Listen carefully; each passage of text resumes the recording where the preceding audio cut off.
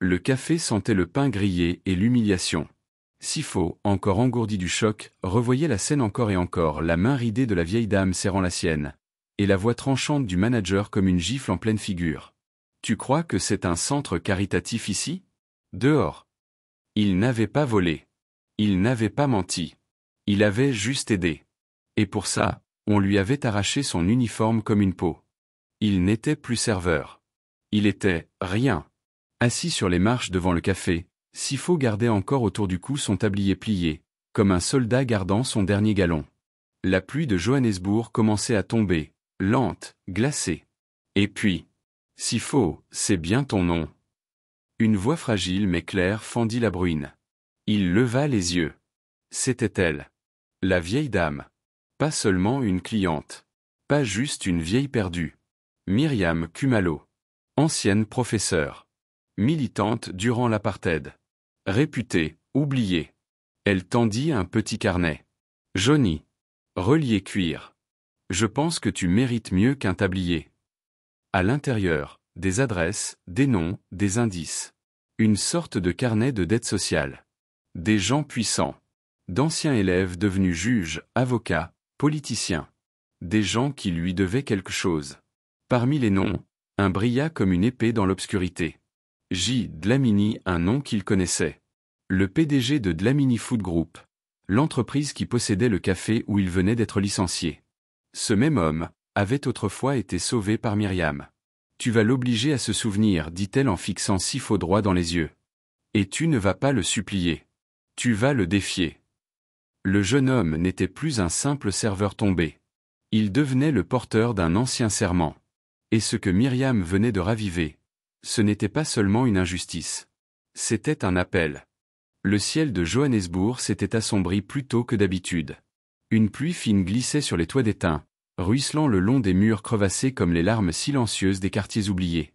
Sifo restait là, figé, sur les marches humides du café qui, une heure auparavant, était encore son monde. Le tissu rêche de son tablier pendait à sa main comme une relique inutile.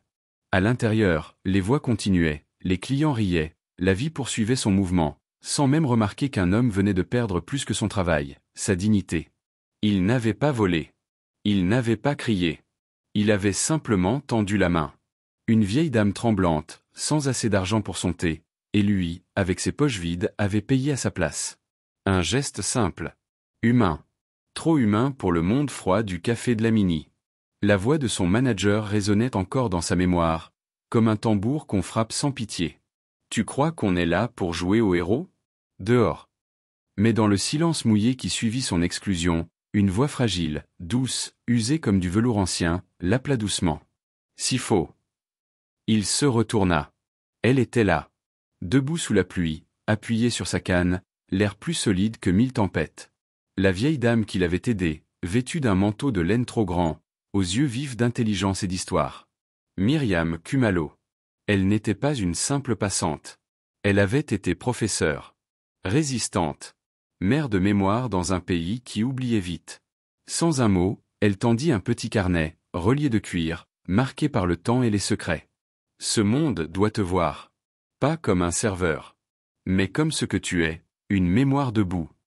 À l'intérieur du carnet, des noms, des dates, des fragments d'histoire. Un vieux réseau. Des dettes non payées. Et parmi elles, une surprise plus tranchante que le ton du manager. J. Dlamini. Le nom brillait comme une plaie ouverte. L'homme qui l'avait viré était l'un des anciens élèves de Myriam. Un homme qui lui devait la vie. Un homme qui allait devoir rendre des comptes. Et là, dans la pluie et la boue, Sifo sentit quelque chose naître. Ce n'était pas de la vengeance. C'était plus grand. Un devoir. Il ne serait plus spectateur. Il allait se lever. Le lendemain matin, le soleil s'était levé sans joie, couleur poussière et promesses cassées. Les minibus klaxonnaient. Les vendeurs de rue criaient, comme chaque jour. Mais Sifo, lui, portait quelque chose de nouveau dans le regard. Pas de certitude. Pas de haine. Juste cette étrange clarté des gens qui n'ont plus rien à perdre. Il marcha jusqu'à Rosebank, quartier des bureaux vitrés et des voitures qui scintillent comme des bijoux. Son carnet caché dans la doublure de sa veste. Sa main tremblait. Son cœur battait comme un tambour de guerre. Il entra dans le hall de l'immeuble Dlamini Food Group. « Bonjour, j'ai rendez-vous avec monsieur J. Dlamini. » Mensonge. Pur. Simple. Audacieux. Et pourtant, la réceptionniste haussa un sourcil, consulta son écran, puis hocha la tête. Ascenseur, 18e étage. Il vous attend. Il vous attend. La phrase tourna dans sa tête comme un sortilège. Comment? Pourquoi? L'ascenseur monta trop vite. Les parois de miroir lui renvoyaient son reflet, un jeune homme au regard trop vieux pour son âge. La porte s'ouvrit. Un bureau immense, presque vide. Des plantes aux feuilles parfaites. Des fauteuils de cuir. Et au fond, derrière une baie vitrée, un homme se tenait debout, les mains croisées dans le dos. Sifo Malangu. Tu ressembles à ton père. Le choc fut silencieux. Comme une gifle muette. Personne ne parlait de son père. Un nom effacé des papiers, une absence qu'on ne touchait pas. Sifo recula d'un pas. Vous le connaissiez. Mieux que tu ne penses. Nous étions ensemble. Militants. Frères. Puis, il a disparu. Comme tant d'autres. L'homme se retourna. J. Dlamini. Costard impeccable, crâne rasé, regard tranchant. Myriam t'a envoyé, n'est-ce pas? Sifo hocha la tête. Et elle t'a dit que j'avais une dette. Pas envers elle, monsieur. Envers la mémoire. Un silence. Long. Dense. Puis Dlamini éclata d'un rire bref, presque nerveux. Et tu veux quoi? Un chèque? Un poste? Une médaille pour avoir versé un thé gratuit? Mais Sifo, cette fois, ne trembla pas. Je veux que vous me laissiez ouvrir ce carnet. Dans vos archives. Dans vos usines. Dans votre histoire. Et que vous me donniez la vérité.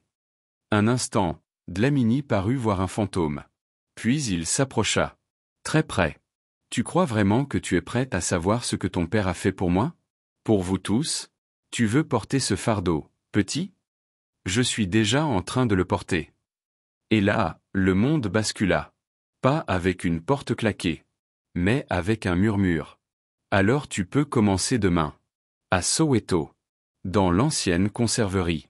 Mais, sois prêt. Ce que tu vas trouver là-bas pourrait changer ce que tu penses de moi. Et de lui. Le héros venait de franchir le seuil. Et derrière la porte de Soweto, l'attendait une vérité que personne n'avait jamais osé écrire. Le vent de Soweto avait changé. Il ne chantait plus. Il grondait. Sifo se tenait devant les grilles rouillées de l'ancienne conserverie. Le bâtiment, abandonné depuis des années, ressemblait à un géant de béton blessé, figé entre ruines et silence. On disait que des syndicalistes y avaient disparu. On disait que la vérité y était enfermée à double tour. On disait, mais personne ne vérifiait. Ce matin-là, il était seul. Mais pas pour longtemps.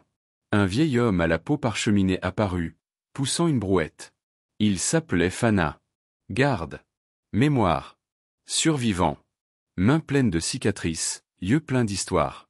Tu es le fils de Malangu, n'est-ce pas? On t'attendait. Ils pénétrèrent dans l'obscurité. À l'intérieur, le sol grinçait sous les pas. Les machines étaient mortes, mais les murs parlaient encore. Des photos fanées, des papiers oubliés, des voix sur cassettes poussiéreuses. Fana sortit une clé. Elle ouvrit une trappe métallique, menant à un sous-sol interdit. Ton père, il n'était pas seulement un militant. C'était un messager. Et c'est ici qu'il cachait ce que l'État voulait faire taire. En bas, dans l'ombre, le froid mordait. Mais les mots y brûlaient. Des boîtes pleines de documents. Des lettres de dénonciation. Des fiches de recrutement. Des noms. Et au centre, une cassette audio, marquée. Micro J. Dlamini, avril 1987. Sifo inséra la cassette dans un vieux magnétophone. Un grésillement. Puis une voix. La sienne. Plus jeune. Plus cassée. C'était Dlamini. Malangu dit qu'on ne peut pas faire ça. Qu'on ne peut pas pactiser avec le régime pour sauver nos postes. Il est fou. Il va nous faire tous tomber. Mais moi, je veux vivre. Même s'il faut trahir. La bande s'arrêta là. Silence. Le souffle de Sifo s'arrêta aussi. Son père avait été trahi. Dlamini avait collaboré avec le régime. Et pour sauver son avenir, il avait sacrifié ceux qui disaient non. Fana posa une main tremblante sur l'épaule de Sifo. Ce que tu fais là, c'est dangereux. Mais c'est juste. Et tu n'es plus seul. À cet instant, d'autres anciens apparurent. Des hommes et des femmes fatigués, mais debout. Tous porteurs de morceaux de cette vérité qu'on avait voulu enterrer. Sifo n'était plus un garçon perdu. Il devenait un héritier. D'une mémoire sale. D'un passé trahi. D'une promesse. Et au fond de lui, une phrase murmurait, comme une prière. Je ne suis pas ici pour venger. Je suis ici pour révéler. La nuit était tombée sur Soweto comme une couverture trop lourde. Pas une étoile. Pas un souffle. Juste ce silence. Celui qu'on entend juste avant qu'une vérité ne crie. Sifo, les mains encore salies de poussière d'archives, se tenait dans la ruelle derrière la conserverie. Il savait ce qui allait venir. Ou du moins, il croyait savoir. Il n'avait pas vu les deux hommes en costume l'attendre. Monsieur Malangu? Monsieur Dlamini souhaiterait vous revoir. Immédiatement.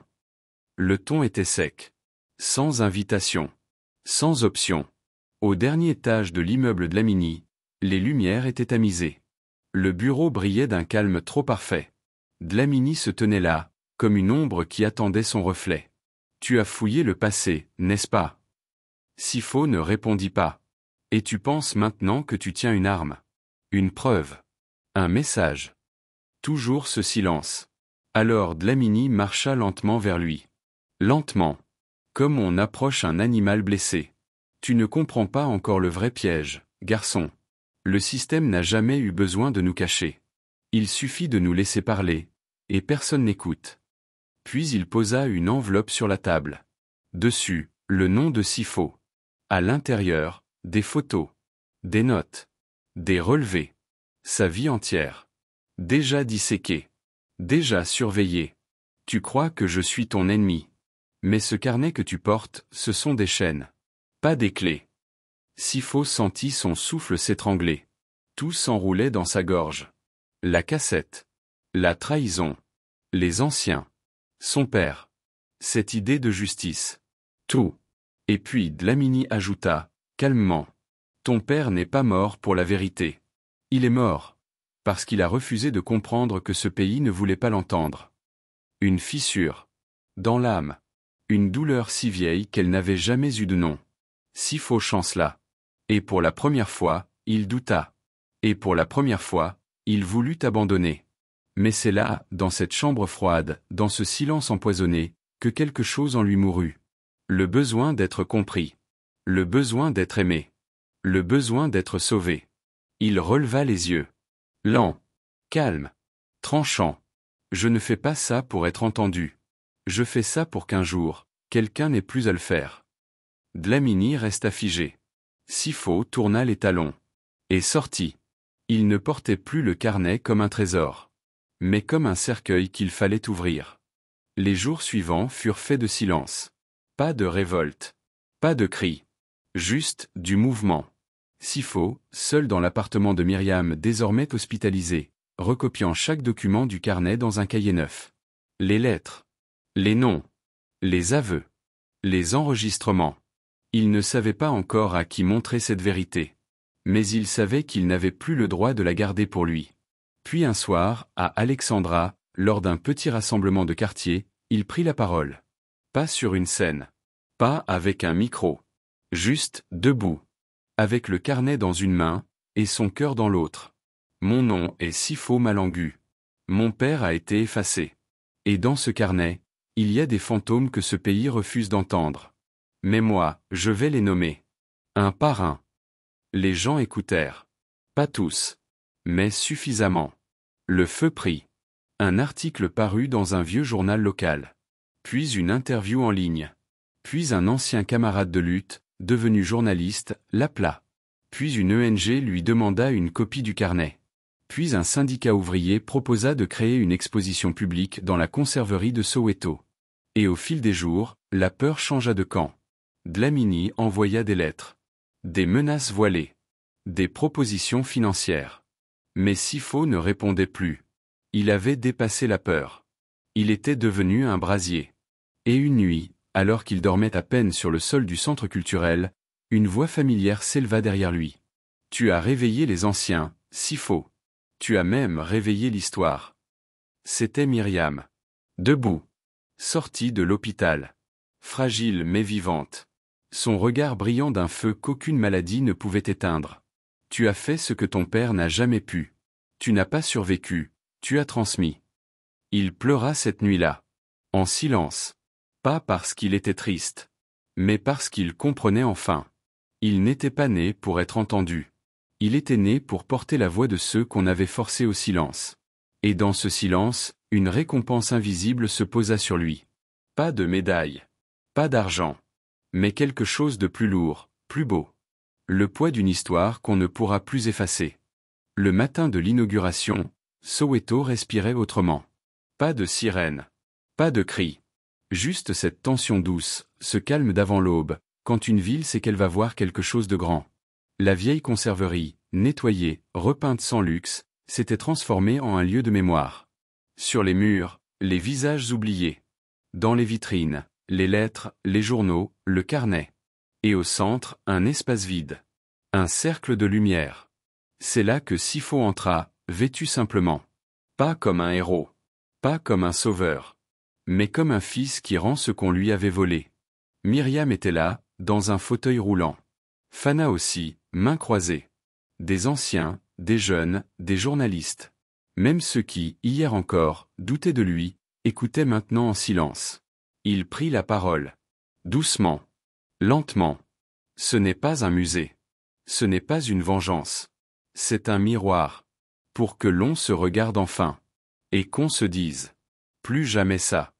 Puis il s'éloigna. Pas de podium. Pas de projecteur. Il sortit dans la lumière du jour, les mains libres. Pas de carnet. Pas de poids. Juste lui. Quelques enfants jouaient dans la poussière. L'un d'eux courut vers lui. « Et monsieur, c'est vrai que ton papa était un héros ?» Sifo sourit. Pas un grand sourire. Un sourire léger. D'homme apaisé. Non. Mon père était un homme. Et il avait juste besoin qu'on l'écoute. Il marcha vers le taxi. Le vent souffla. La vie continuait. Mais maintenant, elle le faisait avec un nom de plus sur les lèvres du peuple. Pas celui d'un traître. Pas celui d'un oublié. Mais celui de Sifo Malangu. Le garçon devenu feu. Le feu devenu voix. Et la voix devenue mémoire. Avant de partir, 1 minute, ami spectateur. Si cette histoire t'a touché, ému, inspiré, alors tu es au bon endroit pour vivre encore plus de récits puissants comme celui de Sifo. Abonne-toi à notre l'atelier de l'histoire. Là-bas, tu trouveras des histoires visuelles, humaines, bouleversantes. On y donne la voix aux oubliés, on y filme des silences qui crient, on y raconte des vérités qui guérissent. Et toi, dis-nous dans les commentaires. À quel moment de l'histoire de Sifo tu as ressenti un frisson? Penses-tu que la vérité peut réellement triompher dans un monde construit sur le mensonge? As-tu connu, dans ta propre vie, une conserverie oubliée qu'il faudrait ouvrir? Et surtout, abonne-toi et active la cloche. Pour ne jamais rater nos nouvelles histoires visuelles. Parce qu'ici, chaque histoire est une porte. Et derrière chaque porte, un monde. Merci d'être là.